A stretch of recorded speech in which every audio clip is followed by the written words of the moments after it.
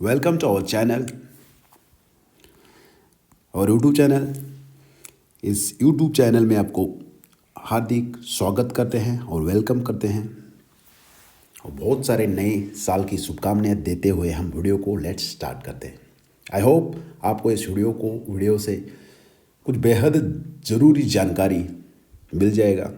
तो इस वीडियो का आज का कंटेंट ये रहेगा कि सीनियर सिटीजन्स स्कीम के बारे में आपको काफ़ी सारे उसके हिदायतें और एडवांटेजेस और डिसएडवांटेजेस और बेनिफिट्स स्टेप बाय स्टेप आपको समझाया दिया जाएगा।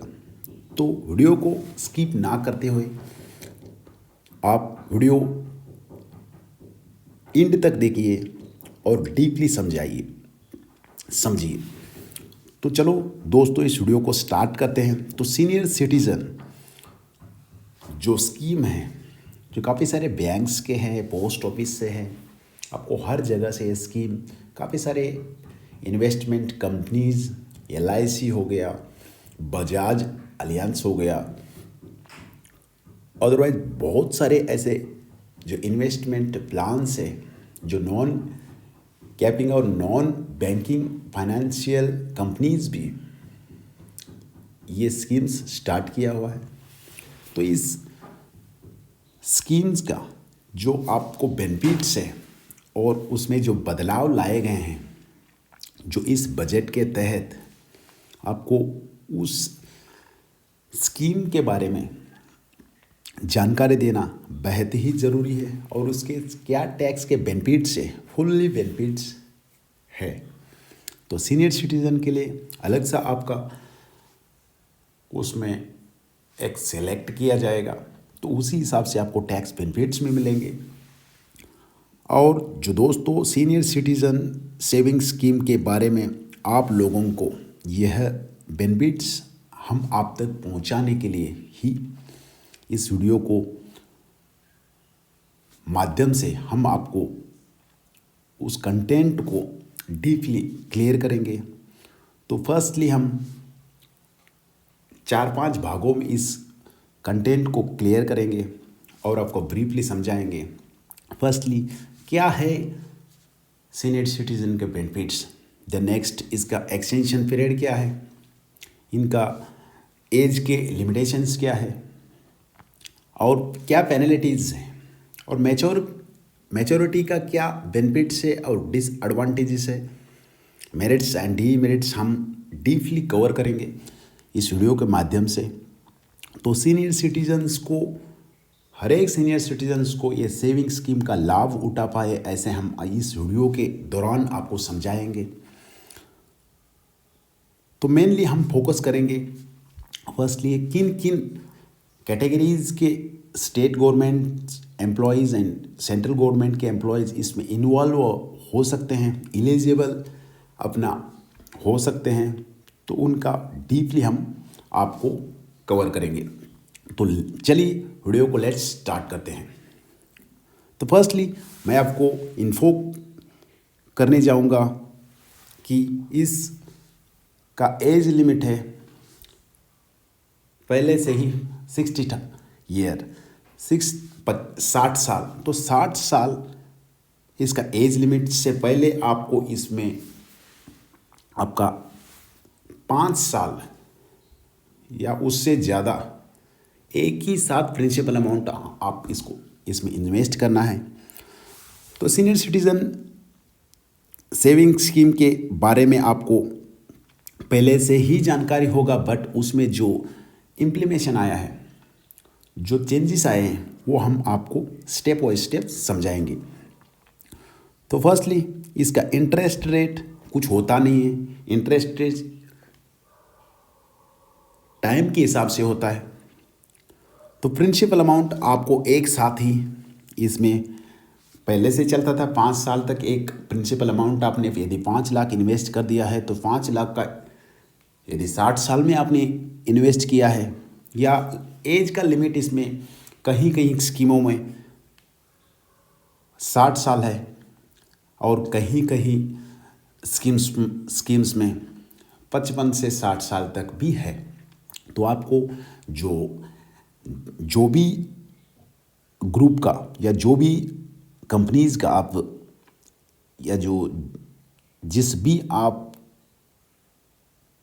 कंपनीज का ये स्कीम ले रहे हो, आप पहले अग्रीमेंट पढ़िए। तो उसके बाद ये डिसीजन लीजिए कि आपको किन कंपनी को फाइल अप्लाई करना है। तो प्रिंसिपल अमाउंट भी बताया दिया जाता है।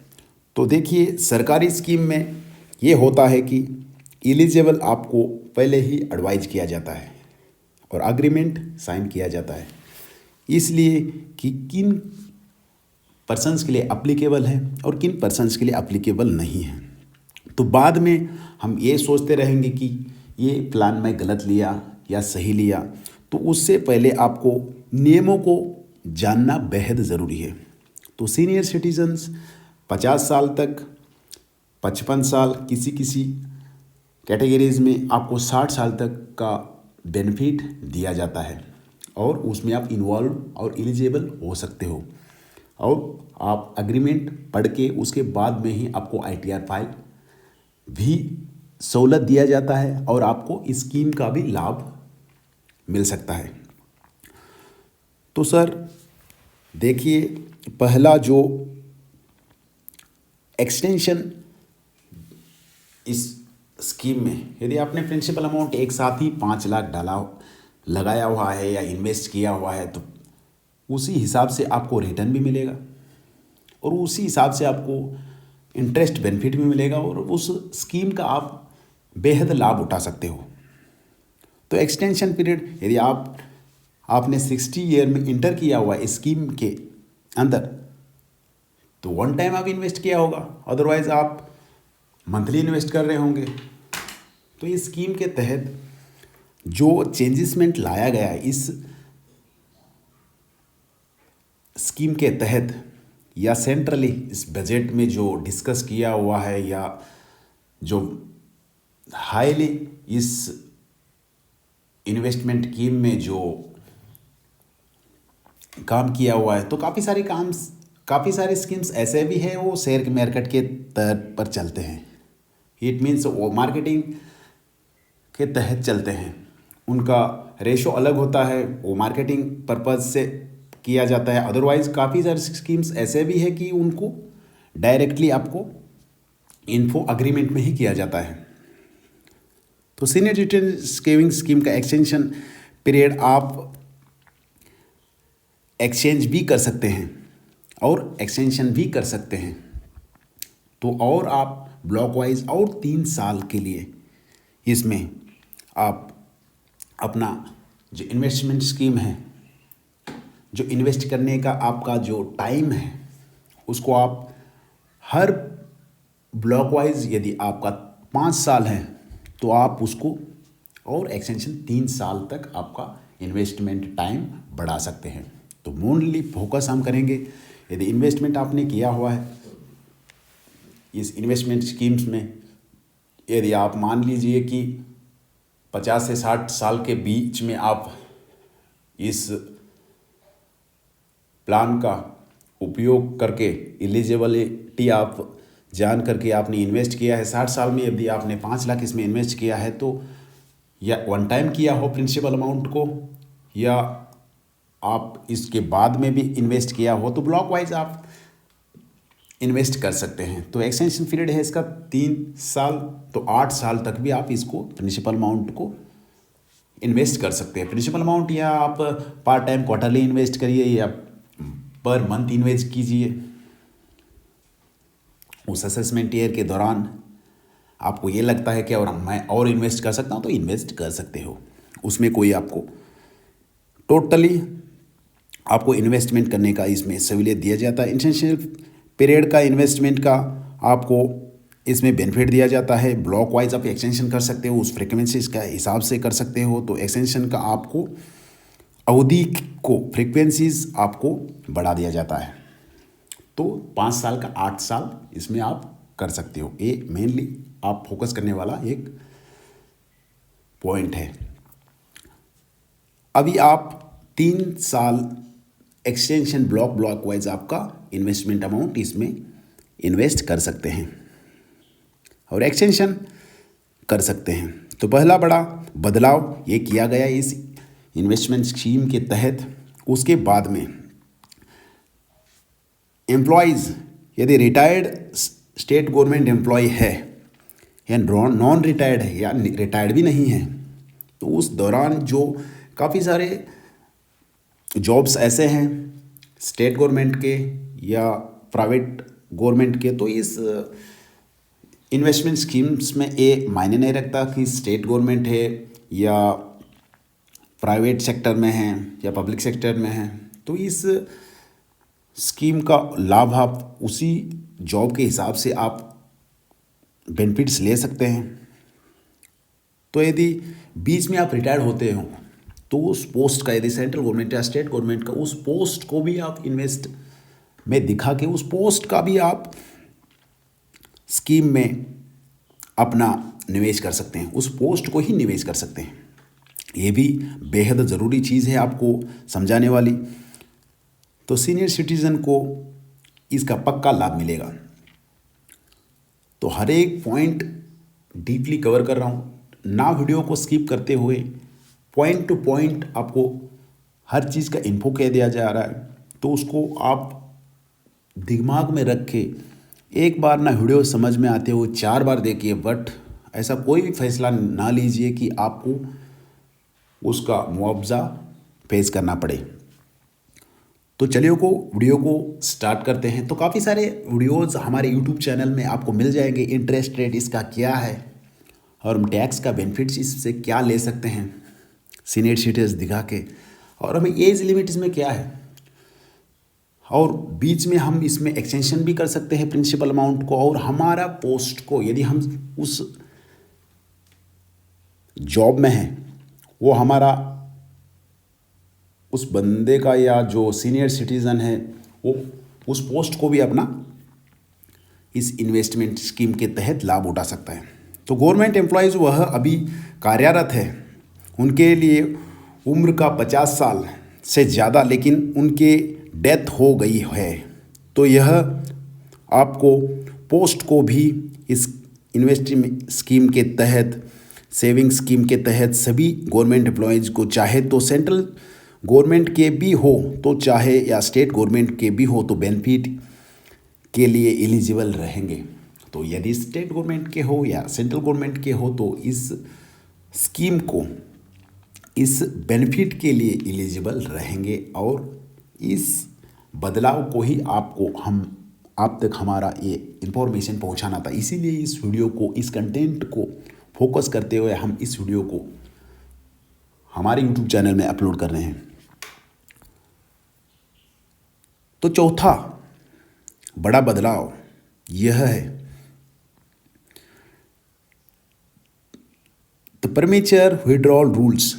इस स्कीम के तहत आपने इन्वेस्टमेंट कर दिया है तो आपको प्रीमेच्योर का बेनिफिट्स भी दिया गया है। तो बेनिफिट्स इसमें यह इस प्रकार है कि यह बदलाव आपके लिए थोड़ा अच्छा नहीं रहने वाला है, क्योंकि प्रीमेच्योर विड्रॉल के रूल्स एंड रेगुलेशंस, अगर आप 1 साल पूरा होने तक या पूरा 1 दिन भी बच जाता है इस इन्वेस्ट स्कीम्स के तहत, आप प्रीमेच्योर का विड्रॉल उसके करते हो तो आपको इंटरेस्ट मिला है, उसमें से 1% आपको पेनल्टी लग सकता है और अकाउंट क्लोज करवा देते हैं आप। तो क्वार्टरली वाइज आपको इंटरेस्ट मिला है तो वह इंटरेस्ट आपका रिकवर कर दिया जाता था। इट मीन्स आपको 1 साल कंप्लीट होने से पहले, यदि आप इस रूल्स रेगुलेशंस को पहले ही पढ़ लेना, यदि आपको प्रिंसिपल अमाउंट बचा हुआ है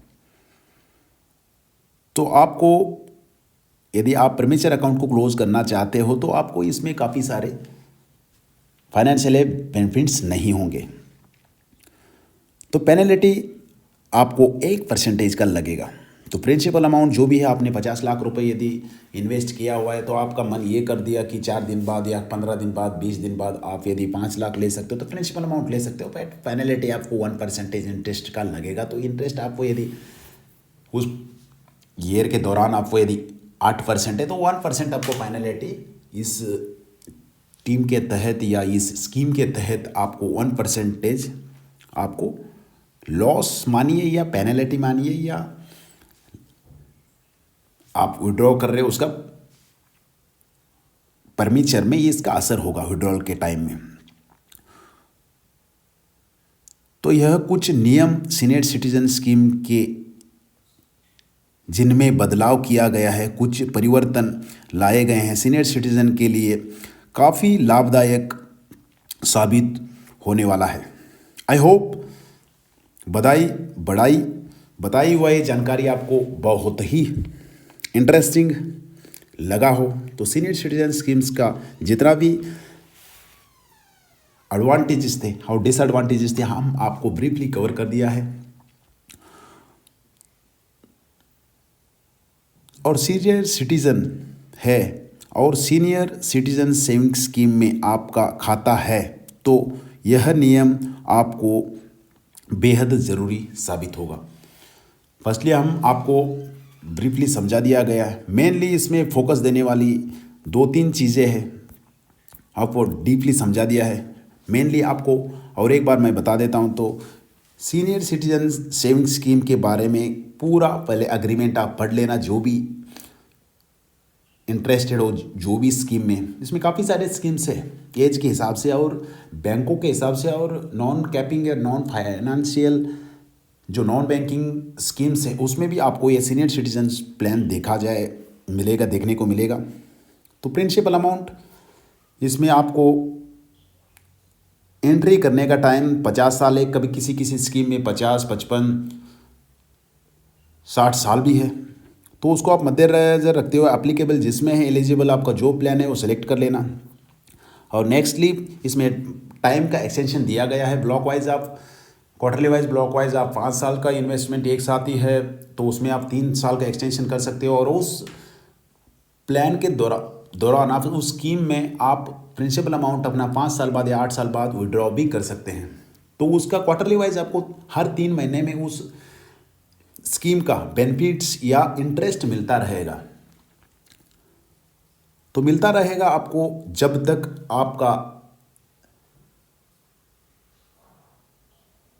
आप सेफ रहोगे तब तक ये प्लान का लाभ उठाते रहेंगे।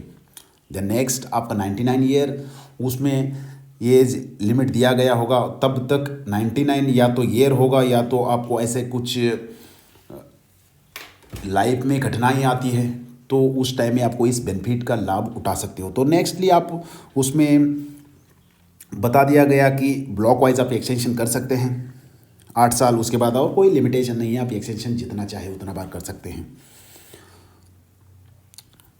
तो बेनिफिट्स आपको बता दिया। उसके बाद में स्टेट गवर्नमेंट हो या सेंट्रल गवर्नमेंट हो, आप अपना पोस्ट भी इसमें पोस्ट पे भी आप बेनिफिट्स ले सकते हैं।